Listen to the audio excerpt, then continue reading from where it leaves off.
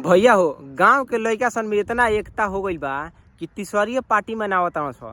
पैसा मिला के आ राती के मोबाइल के टॉर्च से जरा के। एगो हिंदी में गीत बा, पिए वाला शराबी सन खातिर गीत बनल बा कि अभी जिंदा हूँ तो जी लेने दो। पियला के बाद ही गीत कंपलसरी बा बाजी। आ ओमे एगो अंतरा बा कि मुझे टुकड़ों में नहीं जीना है, कतरा कतरा तो नहीं पीना है। ई गीत सबन गई हस। आ अगर ओमे से कोनो के दिल हाल फिलहाल में टूटल होगी तो ओकरा खातिर अलग गीत चलेला।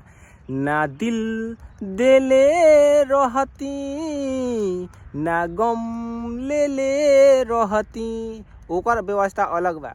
यही 4-5 गो हमार दोस्त बारह सौ एक महीना कंटिन्यू पार्टी चल है। ओकनी के कबो रौजा पर, कबो बड़का बांध पर, कबो चेवरा में, कबो बागवानी में, कबो छत पर, कबो स्कूल पर, कबो लोहिया भवन में, कबो भेड़िया माई पर। पूरा दम कंटिन्यू कि तोहरे नामवा लिखल हलुए काट के ब्लेडवा से करेजवा में जान। आ हमारो के लेले चल नैहारवा बंद कर गोदरेजवा में जान। घर के मई लोग परेशान बा। काले दुगरा के अल्ट्रासाउंड में रिपोर्ट हुए कि लीवर खराब हो गई बा।